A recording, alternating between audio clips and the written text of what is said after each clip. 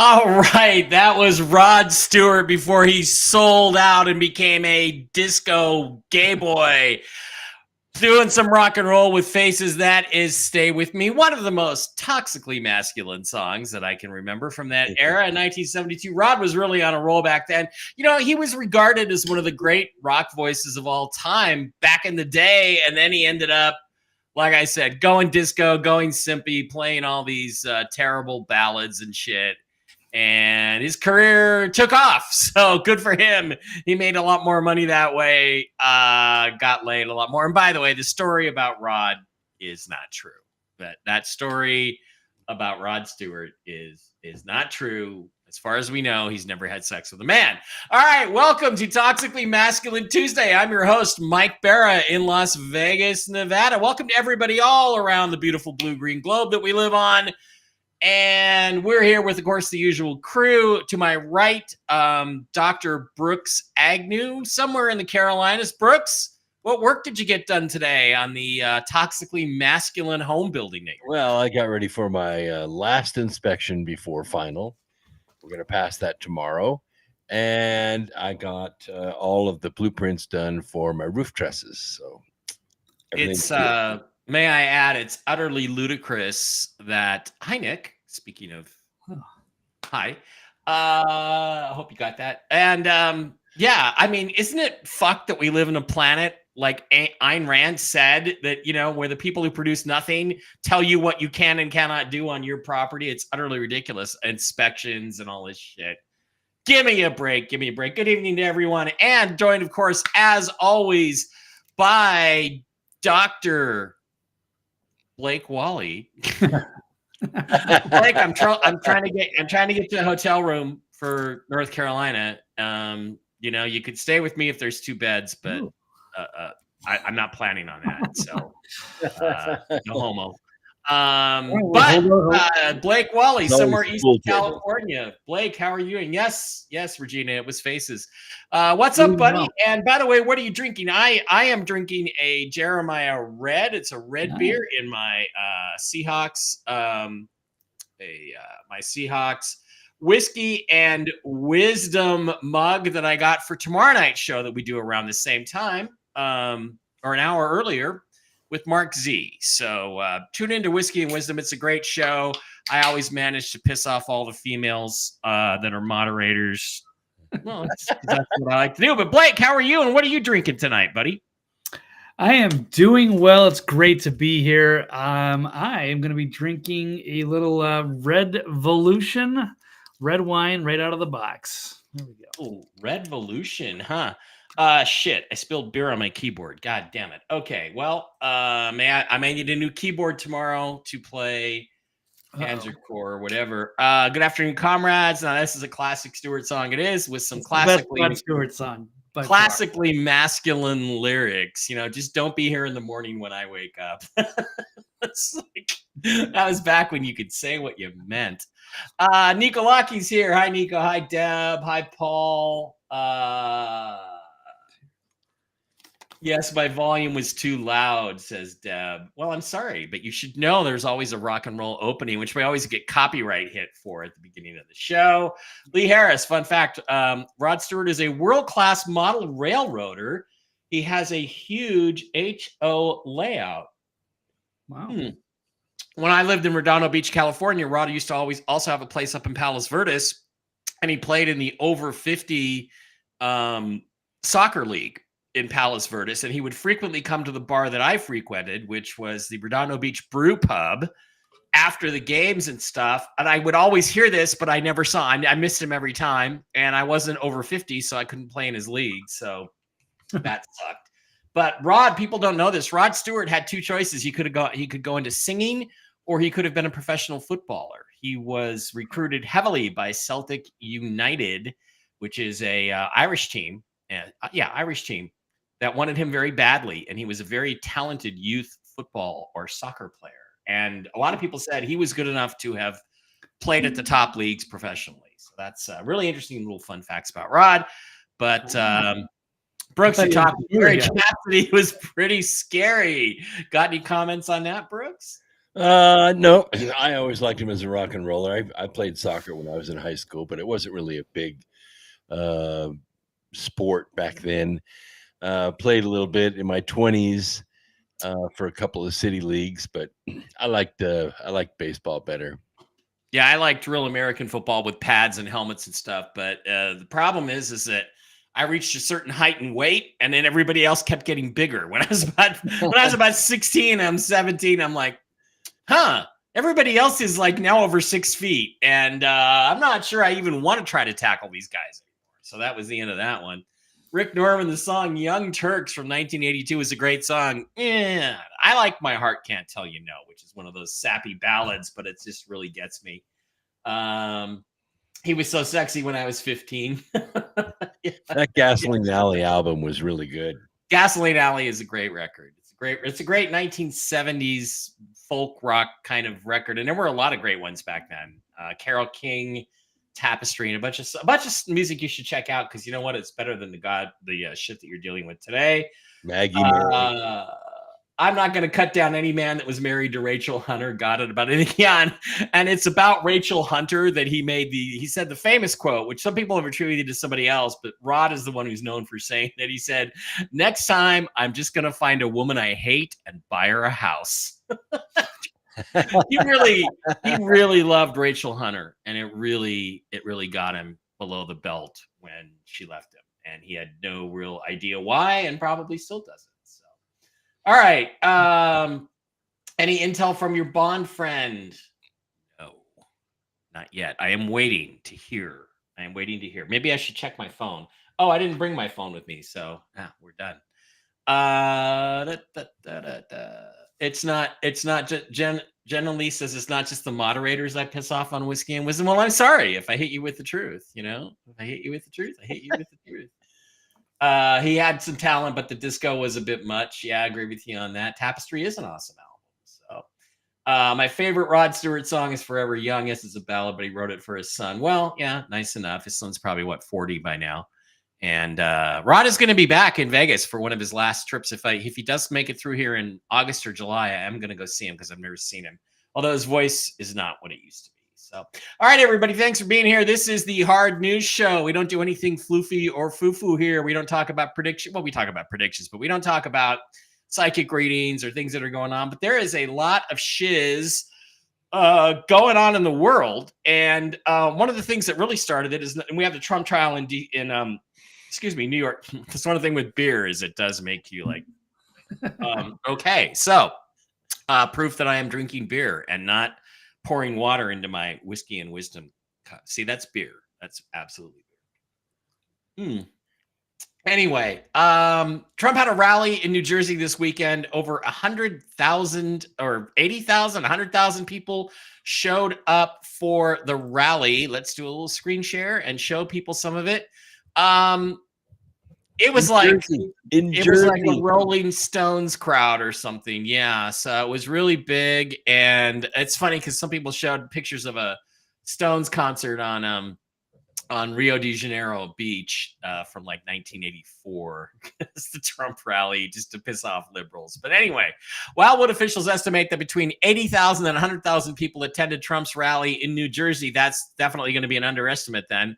The rally size competed with Franklin D. Roosevelt's 1932 speech in Seagirt, which reportedly drew 100,000 people. Some people were spotted camping. There's so many people here. There's so many people here. Man, over 100,000 people. This is supposed to be, they thought they'd hit 40. So they more than doubled it. But you can't even see the end. I wish we didn't have the press here. I wish we moved them the hell back so they'd have, because they can't see in the back. There's so many people. Right. So it was huge. And there's a couple other photographs here. This is the actual area of the rally. That's the stage. This was earlier on when people weren't quite there arriving yet, but there were lots of people outside. And let me go to, here's another shot of it. And this is interesting, gentlemen, because what happens with this is that the libtards always get upset when these things happen. And even more upset, Blake, are the rhinos who hate Trump for whatever reason. Now, it's important to understand, a lot of these people who claim that they're Republicans and claim that they're conservatives, I hate Donald Trump because he cheated on his wife and he's not a representative of conservative values. And they say shit like this. These people are not real Republicans. They are Democratic plants pretending to be Republicans to try to beat down morale on the Trump side of things, because basically the Republican Party now is 90% MAGA and about 5 or 10% these rhino idiots. And you see them all over Twitter, and they say, well, just because you can draw 100,000 people in a state with 9 million, that doesn't mean you're going to win the state. Blake, tell them why that's wrong. Well, this is the reality. This is the real world numbers on the ground. They can't deny that. They know that perfectly well that they can't draw, 10% of that at one of their big rallies. I mean, Joe has, trouble getting 100 people, and it's very easily. People will sit out in line, for hours and hours just to get there, just to be a part of that, and all the energy and all of the people. And yes, even in blue states or places where he's not supposed to win, everywhere they can't stand him. He's a populist. They're threatened by that. So they're the elites, and they thought they had control, and they want their people, and he is a threat to them and their whole way of life and the whole system. We all want to see them drain the swamp. So, Yeah, of course they're freaking out about that. So the only way they can win is through these magical elections where where we don't.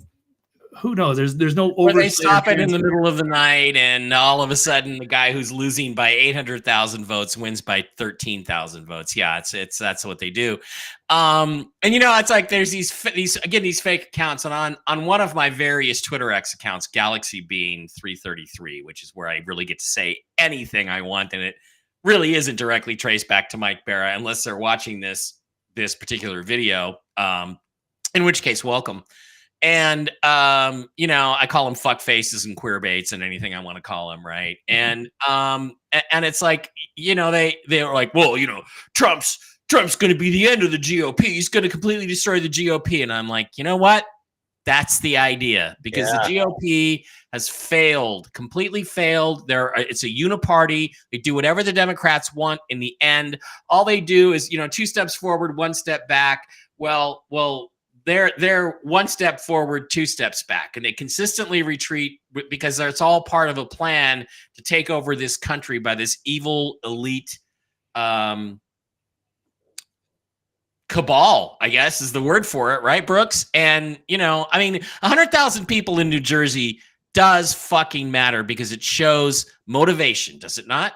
Yeah, it does. When you go to live events, it's such a struggle to get there. First of all, the parking is horrendous, and you don't stand in line for hours. You stand in line for days to get to a Trump rally. I've been to 2 of them.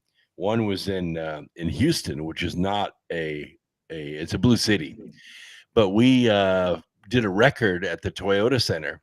We had 22,000 people. The place only holds 19,000, but we filled the entire floor as well. Mm-hmm. Plus, there were people outside watching on a screen, about 20,000 people outside. So it was enormous. I mean, the entire town was red hats. And I had to get there at 2:00 the day before in the afternoon. And I managed to wiggle my way up toward the front of the line to get in, some really good seats. But in Jersey, that is a blue state. Trump lost that state by 15 points in 2020 to pull 100,000 people. And by the way, a lot of those people, counted because they were close to the event. There were a lot of people on the boardwalk that just sat in bars and watched it on TV. There were people that parked in other towns and Ubered over to the event. They couldn't get close to it. It was a phenomenon. Even the governor was saying they raked in about $5.5 million in one day. And the other remarkable thing is, when it was all over and everybody left, there wasn't a single piece of trash on the ground. Well, that's interesting that you brought that up, because that was the next thing we were going to go to. But yeah, you're absolutely dead on with this when you nail it. It's the fact that it was in New Jersey. It shows incredible motivation by the people of New Jersey. Look, I live in Vegas now, and there is world-class entertainment 25 minutes away from me anytime I want to go. And I can't even get anywhere near out to all the things I want to go to here. And imagine, this people are motivated. And when people are motivated, that means there's a push behind it. So anybody who's saying that, oh, well, it doesn't mean anything. And, there was all this, it doesn't mean he's going to win New Jersey. Well, it's like, look, the reality is that it is absolutely means that he has a chance to win New Jersey, just as he has a chance to win many, many other states that normally he would not be able to win. So how did Democrats respond to this? Well, they responded to it by putting out photographs of all the trash that these Trump ralliers left behind at the scene. And it was a bunch of stuff that showed, where is it? Come on, Mike, find it. I got so many things that are ready to go. Oh, there's Sergio Aguero's goal. They put out all these videos where it's claiming that there was all this trash there. Okay, I'm not apparently going to find it, so it's not on that page. And the thing about Trump rally people is they're very respectful. And when they come from all over and they're instant friends. Yeah, so when me and a million of my friends went to D.C. on January 2021, we were all friends. Yeah. The convoy was 70 miles long to get right. And it turned out that the pictures were from a rally in 2021. I'm not even sure it was a Trump rally, but when the Democrats came out and started saying all this stuff, people started posting videos. Well, this is what it looked like the next day. Back there. Even the chairs are still in rows. Or even later the same day. So again, it's a complete lie. And here's the thing, guys: if they have to lie, to make their point, then you're winning. The problem is, are we winning hard enough? Are we going? I mean, we all know there's going to be massive amounts of fraud in this election. There was one sign that I saw that was unique to this Trump rally. I haven't seen it before. It's a sign that says "Too big to rig." Yeah, could very well be too big to rig. I don't know, but there's a lot of momentum for Trump. Now, of course, what else are the Democrats trying to do to stop Trump's momentum? Well, they are dragging him into this utterly ridiculous trial in New York about paying hush money because he fucked Stormy Daniels, which, by the way, who hasn't fucked Stormy Daniels? Well, me. I met her once at a party. I didn't fuck her. There's a picture, like I said, somewhere on this hard drive, there's a picture of me at Lexi Tyler's 2009 birthday party in Hollywood with Stormy Daniels, and I didn't fuck her either. And it's entirely possible Trump didn't. And the reality is that she said now twice that they didn't have sex, and now she's trying to say she did, and her, everything's conflicted. But really, the funny thing is that they brought in this the meme has been recreated. The cat meme was completely recreated with court sketches of Stormy Daniels and Michael Cohen and Donald Trump as the cat, which I found to be extremely, extremely amusing. Here's another one that's good. Here's Stormy being sniffed by Joe Biden. It's only good if you're not one of the poor little kids that's been sniffed by Joe Biden. And now the latest guy, Stormy Daniels' husband, what cuck married this slut? Stormy Daniels' husband says that he and Stormy will vacate the United States if Donald Trump is acquitted of his crimes. And I'm like, yeah, well, good. That's yet another reason to hope for it to happen. And there's one other issue with this trial that we want to talk about. Where was it? I don't quite have it here. We'll talk about it in a second. All right.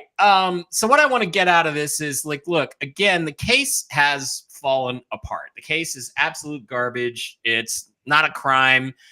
They kind of established today that Cohen did this all on his own, and it appears, based on chain of evidence, that Trump was just paying attorney's fees, like he said. The guy charged me for attorney's fees. Everything that went on between Stormy Daniels and Cohen, not between Trump. So there's no connection. But we also know it's a kangaroo court. We know the judge is utterly corrupt. The judge's daughter is making millions for the Democrats off this trial, which is going to be funneled to the judge. It's all connected. It's all there. He's got this unconstitutional gag order on Donald Trump, but yet the reality is, and we'll listen to, but that doesn't mean other people can't speak. That's right. So we're going to listen to that in a minute. But Brooks, what difference does it? I mean, Trump, obviously, if this was a legitimate court, the judge would have already dismissed everything with prejudice and basically put everybody that brought these charges up on corruption charges themselves. He hasn't done that. So I think the jury, which has been handpicked by the Democrats, is going to convict him anyway, even though there's literally no crime, no chain of evidence. The witnesses are a complete joke. What do you think's going to happen, and what do you think should happen? Yeah, I think that's going to be it. The judge is going to say, has the jury, arrived at a decision? We have, Your Honor. So for the crime of what was the crime again? Yeah. Well, supposedly using campaign money to pay off Stormy Daniels, right? That's not a crime. I mean, using personal money to pay Stormy Daniels off is not a crime. That wasn't the crime in the first place. Bragg wants to tie it to a felony, which is cheating in the election, influencing the election, which is exactly what they're doing. So we're 4 weeks into this thing, and everybody, I think including the jury, sees the sham in this whole thing. So today, they loaded the courtroom with Trump supporters, heavy hitters, all of them, all VP possibilities, and watch what happens. Yeah, well, we're going to show that in a sec. I want to get to this, Brooks, Blake, also, which is that at the rally, none other than LT, okay, one of the most famous football players in history, Lawrence Taylor, probably the best defensive player I've ever seen, endorsed Donald. Not only that, he renounced the Democrat Party.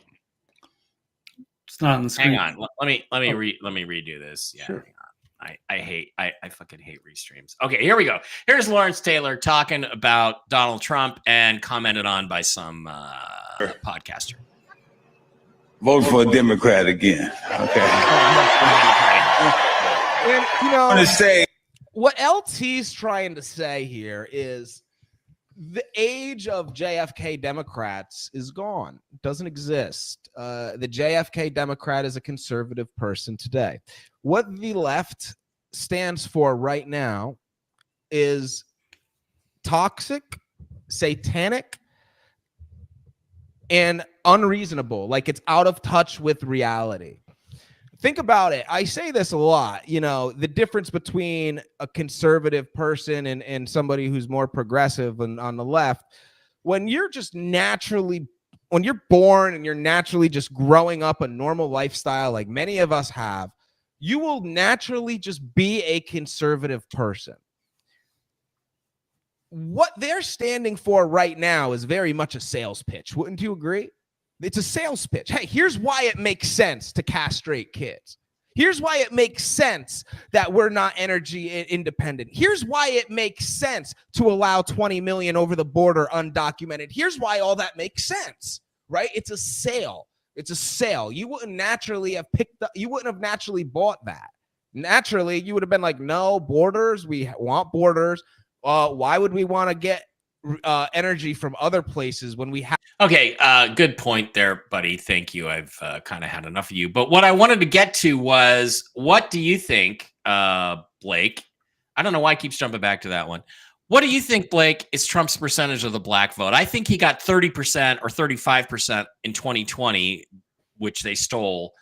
I think he gets closer to 50% this time. What do you think his percentage is? And when you got guys like Lawrence Taylor coming out and talking sense to people, that's a pretty big deal. Yeah, it's a fun endorsement there. Yeah, I would say at least 50%. I don't see why blacks are just necessarily going to go with a traditional Democrat Party or for Joe Biden. Yeah, this is a very different version, and so it's obviously not JFK's party. JFK, if he were around today, would be considered a right-wing extremist by today's leftist standards. So he would not be welcome in his own party. So that's another great point there. So I think he does have that vote. It's just whether we actually have integrity. That's all that really matters. Is I think he's got all of the numbers, all of the internal polls, minorities. He should win by all accounts. If it was transparent, if we had like a regular election process, or what should be a common sense type of election process, and we could all, we all know the results by the end of the night, and we can all agree on that. I think he wins in a landslide. I think he did last time. And I won't say that there was any shenanigans, but this time they have to prevent anything from happening. And I think this is going to be an easy victory. Okay, Brooks, what do you think Donald Trump's percentage of the black vote is going to be in 2020? Legitimate percentage. And what do you think it was in 2020? Well, I think in 2020 it was easily 30%, but I think it could be over 45%. And here's the reason I say that now is because not only do we have traditional Democrats like football players and movie stars, coming out and saying it's Trump's time. We see community leaders too, but we're also seeing the people that were very anti-Trump in 2020. They're now saying, I was wrong. I'm voting Trump. I'm voting for the felon. I've heard him say it. And these are influencers. These are people with millions of followers. So I think it's happening in the community. And he could very well get 45, 50% of the black vote. And if he does, we're looking at a 49 state landslide. Yeah, something similar to what that again, that's if the election is honest. If the election was honest, he would have won 40 or 45 states in 2020, and we know it's not honest. Well, so that's the when you're problem. counting votes 2 weeks after election, it's not honest. Right. Here's another thing I want to remind everybody about Stormy Daniels and why this particular case is important. As Wyatt pointed out on Twitter, with pictures of Stormy all over, it would be a shame if people got reminded that Stormy Daniels paid a tattoo artist to cover the scar she received from being literally branded like cattle by Keith Rainier or Raniere, head of the global Nexium human trafficking cult. That's right. Nexium was a little different than Epstein in that they focused on adults as well as children, unlike the Epstein Ghislaine Maxwell cult. But don't you think the fact that this is about Stormy Daniels, this is a brand that Rainier would have put on the women in his cult, and it included people like Grace Park and Nikki, somebody else, not Nikki Haley, but Nikki, an actress named Nikki from the Battlestar Galactica show, were part of this cult. It was just basically a sex cult that thought they were doing, I guess, ritual Crowley-esque magic and stuff to create their careers and all this stuff. Stormy Daniels has that tattoo. She claims it's an appendix scar, but it's in the exact same shape as the Keith Raniere scar that they would get from the brand that they would give the girls. And what I want to know is, again, Blake, let's start with you. Isn't there some we're going to get to the satanic stuff a little bit more. Isn't there some weird satanic cult aspect to all this? And why was Stormy Daniels' case picked? I mean, these people, doesn't it imply, it implies to me that these people are freaks at levels we don't even appreciate. Yeah, they're freaks. They're compromised. Yeah, so they were easily, pulled in and blackmailed. But of course, they do have some of these other the people that are running these are total creeps and psychopaths, branding their victims. Yeah, that's pretty disturbing there. So yeah, of course, we still don't know anything about who's on the Epstein list. So they've protected the very powerful people that have been involved in these awful circles at the highest levels of several industries, whether it's Hollywood or DC or the Vatican or the media, the British royalty. I mean, we have barely scratched the surface of what's been actually happening behind the scenes. The Eyes Wide Shut, of course, they probably killed Kubrick for exposing that, getting a little too close. And of course, they edited a bunch of that, some of that film out. So we don't even know all of the salacious details. Well, that's what, for a long time. So that's what Jay Widener says, but there's no proof of any of that. And we all know Jay is full of shit for many other things, like his Kubrick documentary, which is full of shit, which we, by the way, totally destroyed to the tune of 4.5 million viewers on the Kubrick video I wrote for the Y-Files, Jay, just so you know. And Jay's not reliable. He's not a reliable source of information. He makes things up and pretends that they're true, and he has no evidence of them. So I'm not going to go there about that stuff. Eyes Wide Shut, by the way, that portrayal, and there was stuff cut out of Eyes Wide Shut, but it was mostly of a sexual nature. It was like there was explicit sexual scenes that were more X-rated than triple X-rated, but still they were not something that, you're supposed to see. And Stan was 78 years old. So, whether they killed him or not, I don't know, but he was 78 and people who are 78 sometimes have heart attacks. Brooks, what are your feelings on this aspect of things? I mean, I think this is part of, if people really understood who Stormy Daniels was and this background that she had, I think this whole thing would look even worse and weirder than it does to the average American, don't you? Oh, yeah, absolutely. I mean, if I was on the defense team, I would have just walked up and held a bunch of papers in my hand and said, now, Stormy, you've been speaking about this since 2011. Which one of these lies is the truth? Yeah. That's what I would have asked. But when you're talking about satanic involvement in these high-level groups, this is how it begins. This is how the control begins. You have to do things. You have to go through an initiation. And that initiation starts with self-humiliation, a la the brands, but it goes even worse than that. They ask you to do things. And as you do those things, and most of those things involve abuse of children, you rise in the ranks and you're given more and more privileges and more money. And as it turns out, more and more immunity to the law. And that's what we're seeing. That's what people are seeing is this. We talk about two justice systems. There aren't two justice systems. There's one. But when you have people inside the justice system who have done these things and they have the tapes, you can do whatever you want. Nobody's ever going to prosecute you because those tapes will leak. And when it leaks, their careers are over. Their life with their grandkids are over. Their reputation's ruined. That's what it all boils down to, is a deep level of blackmail. It goes all the way back to the Hugh Hefner days, and it's blossomed into, the Sex Island days. And I don't know if people have been murdered or not, but the names aren't coming out. The people that molested the kids aren't coming out. The kids that were involved in it are turning up dead. Their parents are ending up dead. I mean, it's just this network of satanic people is unbelievable. It's unbelievable. And it would shock people to know who's involved. Generals and presidents and congressmen and senators and judges. Absolutely. And you know who else is involved, Brooks? Kings are involved as well. Yeah. King Charles has a new portrait. It's hideous, and he appears soaked in blood. Don't fail to notice the monarch butterfly at his shoulder. It looks like something that would be hanging on a wall in hell. Also measuring about 8 feet 6 inches by 6 feet 6 inches, or 666. This could not be more obvious. It's just screaming what he is, a monster. And if you go back to other posts, let's pull up a full version of it. Here it is, and it is as hideous as his soul.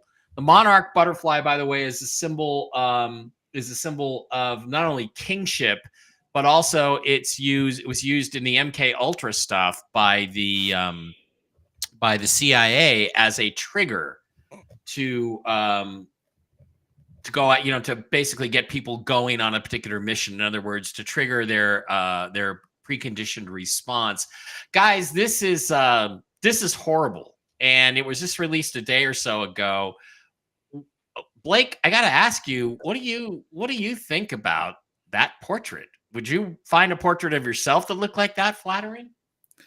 No, that's deeply disturbing. I don't know why they wouldn't even want to share something like that. I mean, yeah, it's just some tortured souls. I don't know. It's just screaming demonic energy. And I mean, it's interesting to see like the disconnect, because we're all mocking it. We're all disgusted by it, but they're so proud of it. So it's wild to see these people they're not human. I don't know. Brooks, any thoughts on the portrait of King Charles as a blood-soaked monster? Well, this is what's happened in the last days. Is the confidence of their evil is so high that they can come out in their true form. And I think that's the one thing Donald Trump did for us. When he went to war with them, and believe me, the war started his inauguration day, probably before, but when he said, this is not a peaceful transfer of power from one party to another, this is the transfer of power from Washington, D.C. back to the people. That was a declaration of war. The one thing we can thank him for is he made them take off their masks and come out in public and fight. And that's why we're seeing them for who they really are. No, I think that's a great analogy and a great observation on your part. I agree. I know when he said that, and when he said that at the inauguration in 2017, did you notice that as he stepped up to that point, one member of each branch of the military came and walked and assembled behind him, indicating to everybody that we are behind him on what he is saying right now. And then as soon as he was done with that statement, they all dispersed and were no longer in the shot. I thought that was fascinating. Also, what people don't realize, and I'll try to pull up a screen cap of this if I can find it, at the end of the inauguration and that particular parade, and they had the concert afterwards, the inaugural concert. They shot off fireworks, and you would think they would say USA. They didn't. They said USR, United States Republic. And I still have that screen cap. I saw that and I'm like, okay, war's on. Unfortunately, it's gone on way longer than I wanted it to or than I thought it would. Yeah. But I think you really nailed it in terms of, their true, either they're so confident their true selves are coming out, or their true selves are just really coming out. But then Trump kind of doubled down, because we had a thing this week. I'm looking for it. Just bear with me. We had a thing where they talked about a new pandemic, and Trump came up and made a statement just yesterday, about the pandemic, and he basically told people, do not cooperate. Here's his statement. The left-wing lunatics are trying very hard to bring back COVID lockdowns and mandates with all of their sudden fear-mongering about the new variants that are coming. Gee whiz, you know what else is coming? An election. They want to restart the COVID hysteria so they can justify more lockdowns, more censorship, more illegal drop boxes, more mail-in ballots, and trillions of dollars in payoffs to their political allies heading into the 2024 election. Does that sound familiar? These are bad people. These are sick people we're dealing with. But to every COVID tyrant who wants to take away our freedom, hear these words: we will not comply.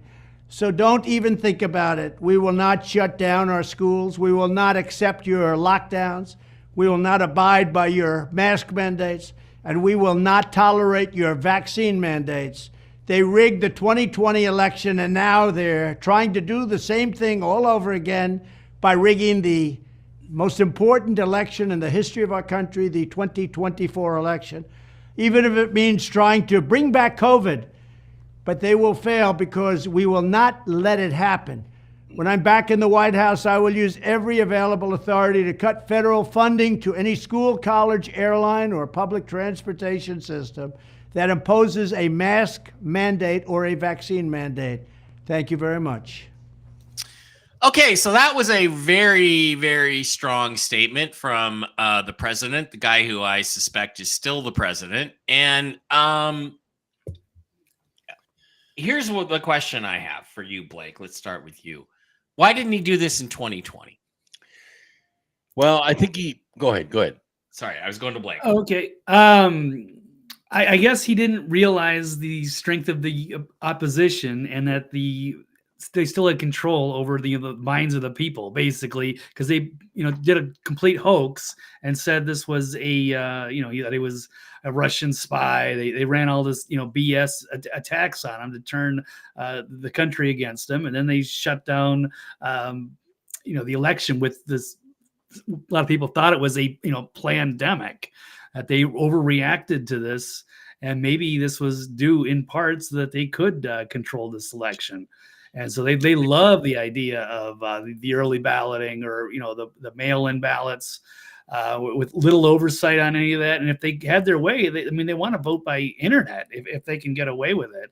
So and of course they'd also love to bring a pandemic again, because they love their little petty power trips. But yes, it's easy in hindsight. But now we have to re-strategize going forward. We know their tricks. And they're terrified of Trump getting elected. They've already ran, 2 impeachments, tried to smear him, and they've run all these lawfare attacks. And if he gets in, it's going to be go time. And they know that, shit's going to hit the fan. And I wouldn't want to be them, and they know that. So they have every reason to try to steal this if they have to.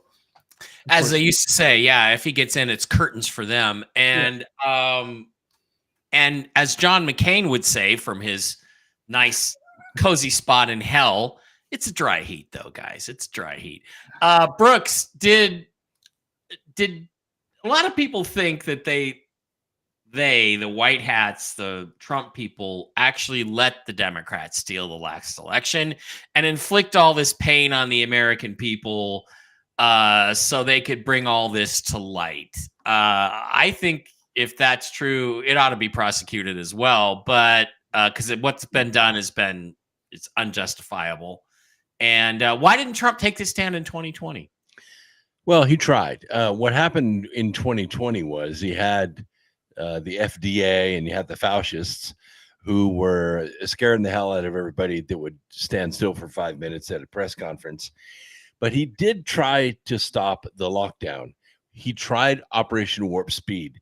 He wanted to come out with a vaccine so fast that it would diffuse this effort to try to shut down the economy. Because let's face it, the Trump economy was awesome. And even if they cheated, it wasn't going to be enough to sway the people. They had to smash the Trump economy. And the only way they could do it was to lock everything down and only let the global multi-billion-dollar corporations stay open. That's what they got away with. That's what turned the election. Now, if you want to tell me that the White Hats had to allow that to happen because we had to see how bad the bad guys were, we already knew that. After 4 years of what they were doing against Trump, we already knew that. I was ready for the Roaring 20s. I think everyone was ready for the Roaring 20s. And I think this bait and switch on Operation Warp Speed to sneak in the mRNA death shot, we have 1 million people a year now dying of that. Every 40 seconds, somebody that's been jabbed and had these boosters is having a stroke. I mean, it's crazy the death that we're having from this thing. Yeah, I know. There's a nice guy named John Clayton who used to cover NFL football for ESPN, and he lived in Seattle, and his wife had MS and was wheelchair bound. And he took the vaccine because he thought he shouldn't give his wife was weak. He didn't want to give her COVID, so he thought he was getting a real vaccination, and he died. He died like 1.5 years, 2 years ago, and it's very clear that he took the vaccine, and he just died out of nowhere. So, I mean, there's a lot of stories like this, and it was all unnecessary. And the one thing I will say to defend Trump is, again, the Rhino fake Ron DeSantis, and I call him DeSantis because Stannis Baratheon, you'll never be King Stannis. Nobody wants you to be King, Ron DeSantis. They're like, oh, well, he ordered the lockdowns. No, Trump actually, to be in his defense, did not. He allowed the states to decide what they were going to do. That's all he did. And he held press conferences where he let the medical people speak. It's now time for them to hang for the things that they said. It's just like over. The John Clayton ESPN commercial, listening to metal music in his mom's basement, is one of the best ESPN commercials of all time. I agree with that. Absolutely. Now, I want to ask one other question while we're on the subject before we get to the next thing, which is Beheezy says, what about the WHO? Bumbling Biden is supposed to sign us up on the 26th or 27th of May for this treaty, which will take away the United States sovereignty to decide about medical issues. I think that's an impeachable offense, number one. Number two, Senate has to ratify it, but the Senate is, as we know, it's a uniparty, and they're all corrupt. So they may sell us right down the river. I think that might be the nexus point. What do you think, Brooks? Yeah, I definitely think that's the nexus point. When you sign an agreement like that, it has to be a treaty. It has to go through the Senate. I don't trust the Senate as far as I could throw them. But you let those blue helmets show up on our shore to try to enforce that, it's game on, baby. Yeah. Blake, any thoughts about the WHO treaty that's supposed to be signed soon? That's pretty terrifying, but I'm sure they're going to try to make some kind of a maneuver like that. So put some other oversight and then, oh, sorry, we can't do anything about it. Yeah, with the United Nations or World Health Organization. And it's terrifying because a lot of the leftists would probably jump onto that. Any globalists, it could be the World Economic Forum. It doesn't matter. And there's going to be a lot of turncoat rhinos that'll do the same thing. So it's embarrassing. And hopefully that will, wake people up. Hopefully it won't go through, but if it does, then that should be a huge wake-up call that we have to have. We want Trump and classic Americana, or do we want the New World Order? Yeah, exactly. Speaking of all this, none of it seems to be mattering because guess what? Donald Trump is leading in all the swing states. Here's the latest polls from CNN. Nevada, he's up. That's my state now. He's up by 13 points. Good for Nevada. Georgia, he's up by 9. Arizona by 6. Pennsylvania by 3. Wisconsin by 1. Michigan supposedly but let me just tell you something. Joe Biden is not winning Michigan. And polls generally, if they're not deliberately skewed, understate Republican support by an average of 9 points. Trump is up by 8 or 9 in Michigan. He's up by 9 in Wisconsin. He's up by 12 in Pennsylvania. He's up by 9 and 6? 15 in Arizona. He's up by 18 in Georgia, and he's up by 21 or 22 in Nevada. Those are the real numbers. But I found this to be absolutely fascinating because it shows consistently that the media, here's the thing, the media is actually pushing. They're actually pushing the narrative. The narrative that Donald Trump is winning. That guy on the news, he's saying this is really alarming. This is really disturbing. So, okay. Who's the guy? Zaid? What is it? I can't remember. Fareed Zakaria or something like that. Oh my gosh. Yeah. He's like, he's forced to admit it. He said the polls, if anything, they underestimate Trump's support. Right.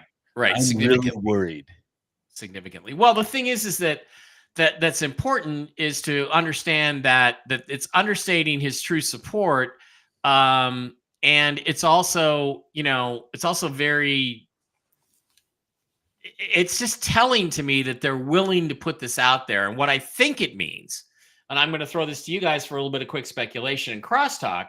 What I think it means is that they are trying to get rid of Biden as a candidate because he literally can't win. You think I'm nuts, or do you agree with me, Blake? No, you're dead on the money. But I think they got to get rid of Harris first. Yeah, Blake, what do you think?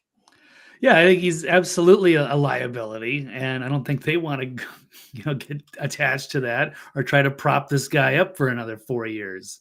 I certainly wouldn't want to be in the media and have to pretend like all is well, and just to keep up this charade. As Joe is not going to get any better. That's impossible. He's only going to get worse. They all know it. And yes, Kamal is an even bigger problem if he has to step down. So it's over. Now, another thing I want to talk about is that RFK Jr., Robert F. Kennedy Jr., who cheated on his wife over and over and over again, probably because he could, was not a good man, was not an honest man, came out this week.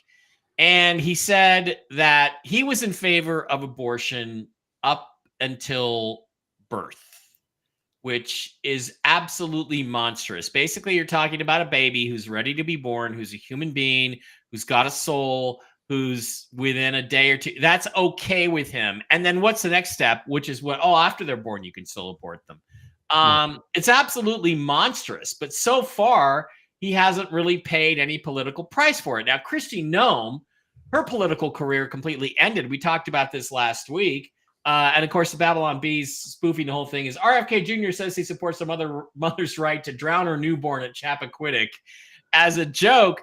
But, again, shouldn't this end? Shouldn't this absolutely end his political career, taking a stance like that? And for me, abortion, I'm sorry.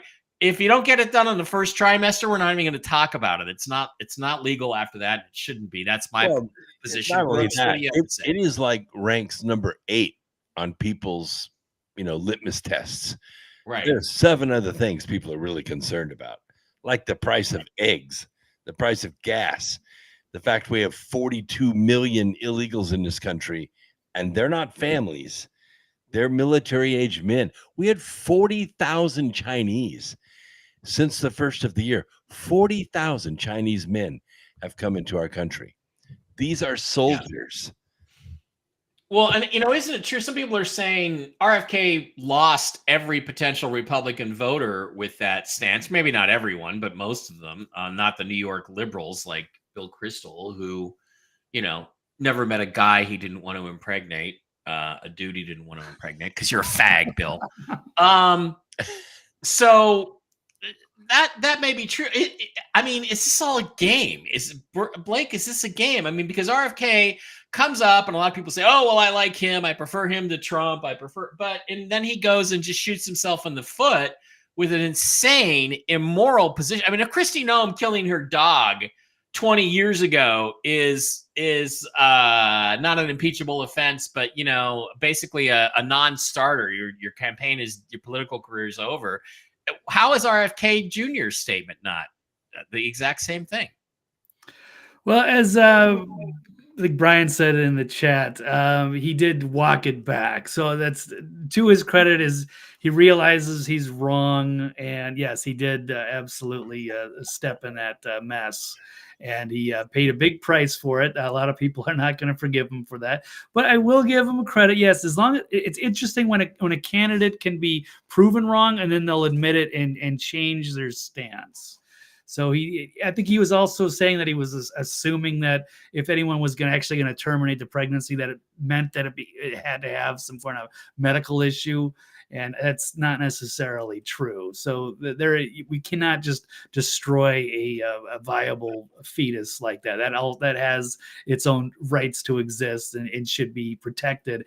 So there is a somewhere we can all agree on is that there's maybe a few months or something. There's a certain time period where you can have one, and then after a certain time, you can adopt it out. You don't just kill a perfectly good baby. That's an awful reflection of our humanity. And since this is Toxically Masculine Tuesday, I'm going to give you ladies some advice out there. If you don't want to get pregnant, blow your boyfriend, okay? Anyway, there we are. By the way, I want to throw in this Babylon Bee thing. Trump assures the jury that Stormy Daniels was way hotter back then, which I think is perfect given, Trump's with the hand motions. Yeah, just so everybody knows, she was way hotter back in the day. Absolutely way hotter. That's the only reason why. And honestly, I don't think Trump actually did sleep with her. Although, sure, Trump got around a little bit. What's the point of being a billionaire if you don't get around a little bit? That's kind of what I'm saying. And why get married if you're a billionaire unless you want to have children, right? That's also another thing. So, all right.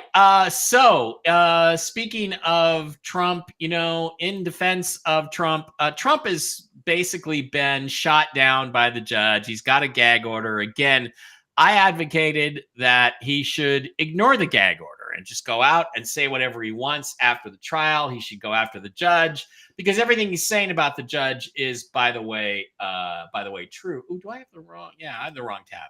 By the way, true. But that doesn't mean his other friends and supporters can't come out and defend him anyway. And yesterday or today, that's exactly what happened. Let's flip over to our buddy Vivek Ramsey, who again, or Ramaswamy, or whatever his name is, Vivek Ramaswamy.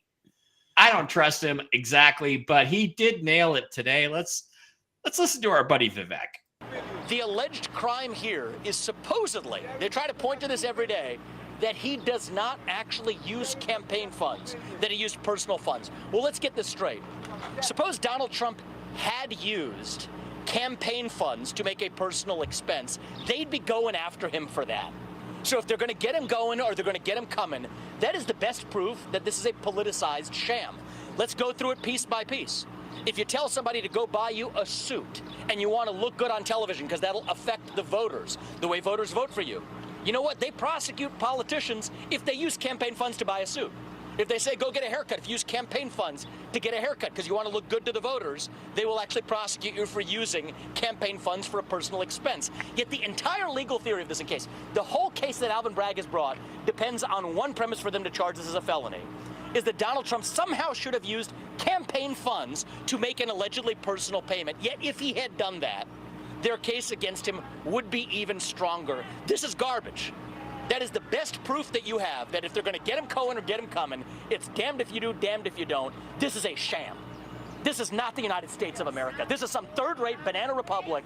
If this were happening in another country, we would be laughing at them as a sham democracy. I am ashamed as an American citizen to sit here in a courtroom watching the former leader of the free world, and let's be honest, likely next leader of the free world, sitting with the indignity in this dingy third-rate courtroom with fourth-rate prosecutors and a fifth-rate lawyer on the stand as a witness, who actually is violating attorney-client privilege left and right. Nobody's even talking about that. Okay, so Vivek, kind of let him have it there. And my point again is, well, what good is that going to do? I mean, he's dead right. Does this do anything except help Vivek Ramsey's claim that he wants to be vice president, Blake? Well, it certainly can, help him his political aspirations. So it's good for him to show up because Trump's under the gag order. So, as you said, he's got his friends there to speak up for him. I think that's great, and to expose this ridiculous case. So that means it should be obviously thrown out. This is, old news that they're trying to rehash. He's, running for president. He's got people to fix stuff and these stupid little things. I don't know exactly. They're making a big deal out of falsifying business records. We all see that that's not a real crime or a real reason to take him off the campaign trail or try to have him be back as a president again. The judge should have recused himself. It's clearly a political hit job. It's election interference. If they're ahead of a gag order, that's clearly because they're, afraid of, they know that it's BS. And so they want to present it to the public as it's somehow legitimate. But, we also know that, Alvin Bragg, he's like a George Soros guy. And this is what he ran on, was that he was going to go get Trump. And so now we're seeing this, it's a big show trial, and we all see through it. And there's just no defending it. And this might be the last one. All the leftist lawfare lunacy, they've hit nothing. Even Bill Maher called this out last weekend. First of all, he contradicted Stormy Daniels' testimony. And then they're just showing, everything that the Democrats have thrown at Trump has fallen apart. They have nothing left. It pushes him higher in the polls every time, too. Brooks, what are your thoughts on all this? You got Fanny Faux Fanny. Her case has fallen apart. You got Jack, who his case has been postponed indefinitely for evidence tampering, and now you have this judge who is so corrupt. And 6 Veep state candidates. You had Byron Donalds there. You had the former governor there. You had Vivek Ramaswamy there. All these guys who were in the courtroom that day put up with this shenanigans for 2.5 hours, and then they all came out and spoke. And that's how Donald Trump gets around the gag order. He doesn't speak, but his people come out and speak, and everybody sees it. The world sees it. Trump is getting $1 billion worth of free advertising off this judge. Yeah, and you know what else? It's also funny. It's like, people talk about, Joe Biden went and he raised all this money in Hollywood. Trump just made like $6 billion off of Truth Social. That's cash. He can spend any fucking way he wants. And he's also got $35 million worth of Iraqi dinar. So when all that stuff happens, he's going to have even more money. So come on, give me a break. Trump has got more money than almost any. He's probably one of the richest people on the planet, if not the richest people on the planet. You just don't know it because you don't see where all of his money's coming from. So Florida DA needs to sue Bragg, Fannie, et al. Yeah, that's correct. We had a couple more issues we got to get to. I think this woke thing is actually, I think it's happening. It's like really starting to get to people, because guess who's back in the news? Our old buddy, Aaron Rodgers, Green Bay Packers Hall of Fame quarterback, probably the best quarterback I've ever seen, to be honest with you. He hasn't won as many championships, but he didn't have very good teams around him. Just amazing player. Coming out and telling the truth. Here he is on Tucker Carlson from a couple of days ago.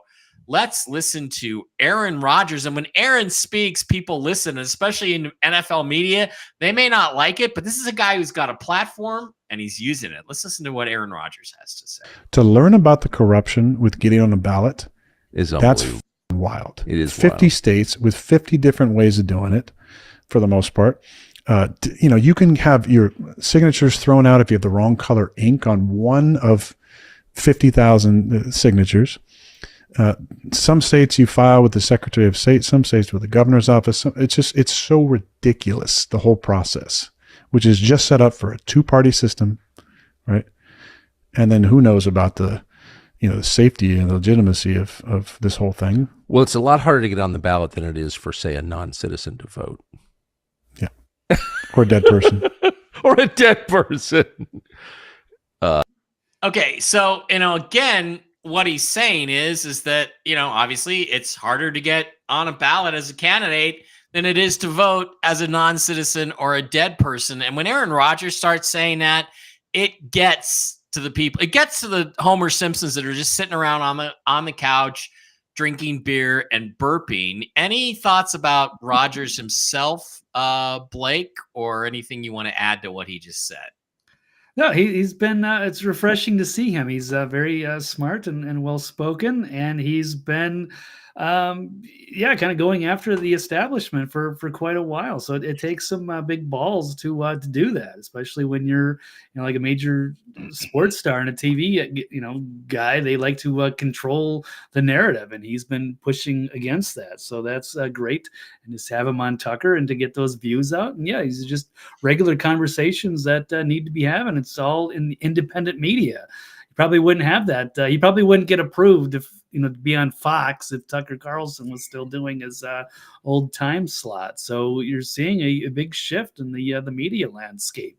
You got Tucker getting more views than ever on X, and then he's going to have interesting guests like that. So yeah, it's very interesting to see how the tide has turned. Well, Tucker, if you want to do a really great show, have me on and introduce me to the American public. I'll nail you. Nail some stuff for you. Brooks, any thoughts about this in particular? Do you think it's a sign that we're finally getting through to people?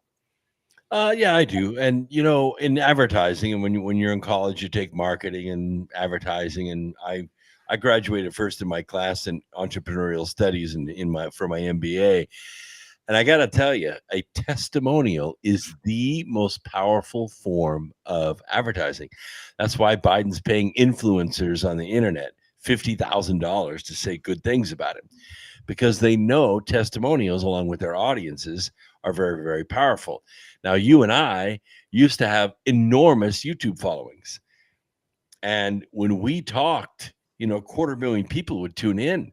That's more people than watch CNN in one night. Yeah. But all they did was just end us. They just terminated us. You can't terminate Aaron Rodgers. That's a good point. You can't terminate Aaron Rodgers. He speaks for himself and he does what he wants. Okay, moving on to the last subject here tonight before we get out of here. It's been a long show. There's supposed to be a war going on in Ukraine, and we're sending $60 billion to Ukraine. And Ukraine is a devastated, war-torn country that's fighting the evil Russians at every step. But yet our Secretary of State apparently has time to, hang out and play a little guitar in Kiev. Here's Blinken jamming out yesterday in Kiev. This is what she sent $60 billion for to save over there.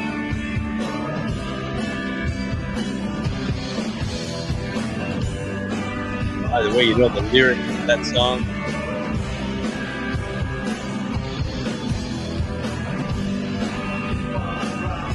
Yeah. Thanks. Rocking in the free world. Yeah. Because Ukraine, a country that doesn't have elections, that's really the free world. Yeah, Exactly. that's rocking in the free world, a country that refuses to have elections. And guys, Blake, is it just me, or does Blinken look exactly like the villain Krennic from the Star Wars movies? Am I wrong? Is he Krennic? Yes, I don't know that one. I've seen a few of the Star Wars movies, but not enough to know the reference. I know the name. Sorry, Mike, to fumble that one. But yeah, it is like little Nero, fiddling while Rome burns. What Kharkov burns. Yeah. Kharkov was getting invaded, and he's just sitting there having a time of his life. Look like they're in a lot of trouble there. We're giving a lot of money and weapons. I don't know if they have the manpower, but Brooks would be better to speak on that than I would. Okay. I don't know. I think he looks exactly like Krennic from the Star Wars movies and TV shows. Maybe I Yeah, we got to get to side by side. I got to see that. I'll remember it when I see him. Where is he? Let me see if I can find it. Oh yeah, here it is. Okay, hang on. I got it. Hang on. Here we go. This guy, the guy in the upper right-hand corner, is that not Blinken or what? That's Krennic. Yeah, that's Blinken. I'll try to find another picture. But anyway, the thing about this is that it's again, if you go back and you look, the Russians came out and made a very strong statement. Blake ended with this, or you just mentioned it on last week's show. Let's go back and see what the Russians have to say about NATO involvement in the Ukraine war. They sent a very stern warning about a week ago. Let's badass. NATO countries deployed their forces to Ukraine in order to deal strategic defeat to Russia. And that very moment will come of which Putin has spoken. Why do we need a world if Russia's not in it? In that case, we will send everything flying everywhere. Sarmat, Yars, and avant-garde American decision-making leaders launch sites to land.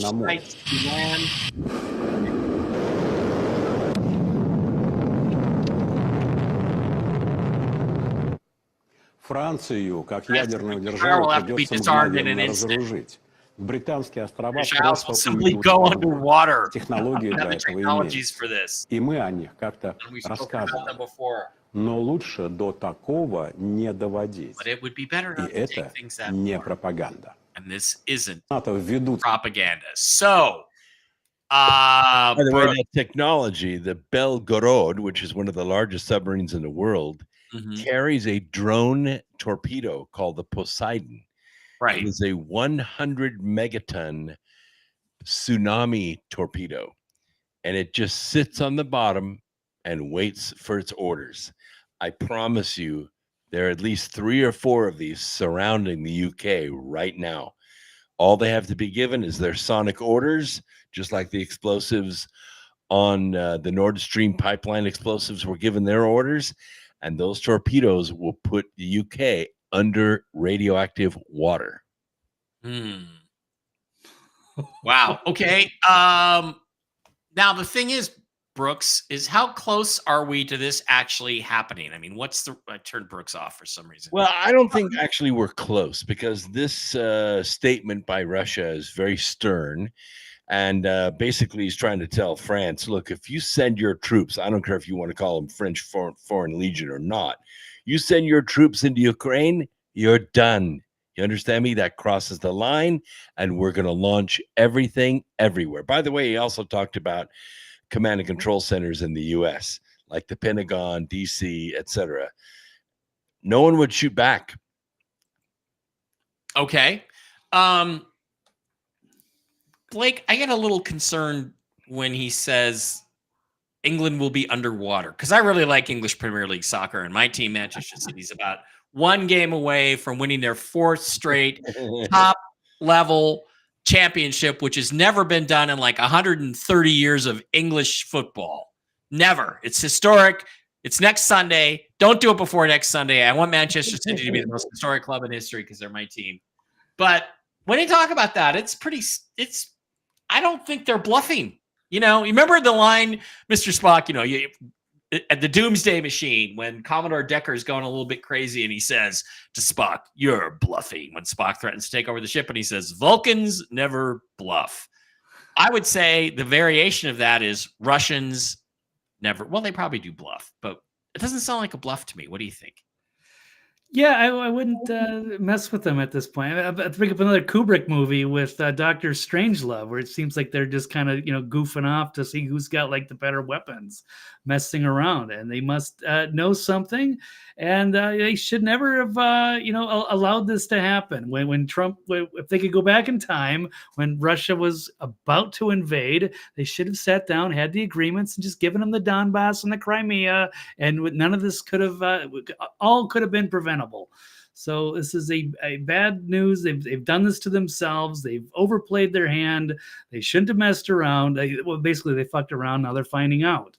And I wouldn't escalate this any further, because, as Dr. Brooks is saying, if they probably do have technology that we have no idea. They're 20 years ahead. They say our own military is far ahead. I would assume Russia knows what they're doing, and it's probably best not to mess with the bear. Yeah. Yeah, and the thing is that I suspect our secret military is, I don't know if it's far ahead of the Russians, but it's pretty well developed. But the the people running the country, I don't think actually have access to that. By the way, just one more time, Krennic. That's Krennic. That's fucking Anthony Blinken. He That's was the in Rogue One, the manager of Rogue One. the Death Star construction. Death Star, and he was also used in some of the Star Wars TV shows before, because he dies in the film, but they were set before the film. So yeah, great villain, Anthony Blinken, aka Krennic. Okay, guys, that is going to wrap it up. Couple of reminders, please get on over to these videos. Get deleted off Mike Bear 3 and Mike Bear 333. Still up on Mike Bear 2. I can't believe that channel still has not been taken down yet, but as of now, it hasn't. You can always find them over on mikebear.blogspot.com. Or on the Rumble site, Real News Live on the Rumble channel. Please slide over there and like the video and subscribe for $5 a month. For $5 a month on your computer. Can't do it on your phone or your tablet, but on your computer, you can subscribe for $5 a month. Gives us a little support for the show. Telegram, Mike Barra chat on Telegram, Instagram, Mike Barra 333. Don't forget to visit our wonderful sponsors, the CBD Gurus, at thecbdgurus.com to get all kinds of wonderful products for your health. Also, please do not forget to visit MikeBarraPets.com, where you can get some great mushroom-based holistic health treats for your doggies, your kitties, and your horsies, and yourself. There's also great products for people. Enforce Coriolis Versicolor-based products like the Enforce Restore are great, and they complement very well with the CBD Gurus. And Blake, people can find you on the nextlevelnews.com, can they not? Correct. Yes, I'm still putting out content on there. So yeah, please go check it out and see the latest video reports.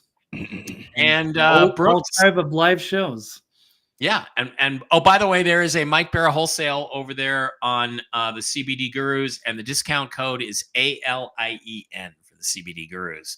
Great products, great stuff. Not just for, look, CBD, it's not just for getting stoned anymore.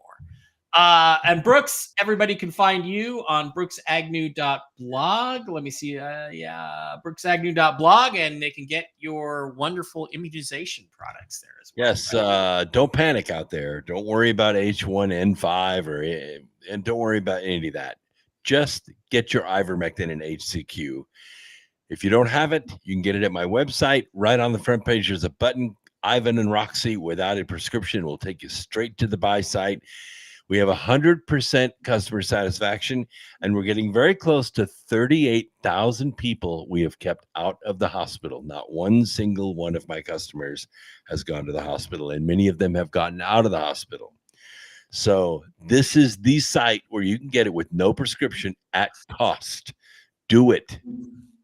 That remains an amazing statistic, and thank you, everybody, for that. Okay, guys, that is going to wrap it up. Unless either one of you has any final thoughts. I have nothing else to say. I'm going to be on tomorrow with Jen for Tell the Truth Wednesday at 1 p.m. Eastern, 10 a.m. Pacific, doing our usual show about the economic collapse and breakdown. But Blake or Brooks, any final thoughts? Just one. My good friend Nate Kane lost his primary election in West Virginia for the 2nd District against the incumbent Rhino. But last week, the incumbent Rhino received a $700,000 cash infusion from a cryptocurrency company. I don't know what Stormy Daniels exactly did for $130,000, but I shudder to think what this asshole is going to do for $700,000. Well, he's one of those people that eats a Snickers upside down so he can feel the veiny stuff on his tongue. The 2nd District is very small. It's a very rural part of West Virginia. $700,000. So this Rhino could keep his seat against Nate Kane. Yeah, that sucks. Wow. That sucks. All right. TV's Blake Wally, any final thoughts before we head out of here for the evening? How about that? Go Timberwolves. The game's about to start in about 5 minutes. They are it's an amazing series. It's tied up at 2 between the Timberwolves and the defending NBA champion Denver Nuggets. But Minnesota's got an exciting team. But Denver's got the momentum. But it should be an interesting matchup. So we shall see. in a 7-game series, if the teams are fairly equal, the mo changes a lot back and Yeah. forth. So good luck to the Timberwolves tonight. I'll probably be checking that out a little bit in between, checking on my Mariners, seeing how they're doing. We should have mentioned Chris Cuomo's conversion on ivermectin. Oh my gosh. Yeah, but we didn't have time. So anyway, maybe we'll talk about that in the next episode. All right, guys, thank you for being here. I'll see you tomorrow with Jen. Love you all. Have a great one. And we'll see you next Tuesday unless something gets in the way. So let's hope not. Bye. See you all. You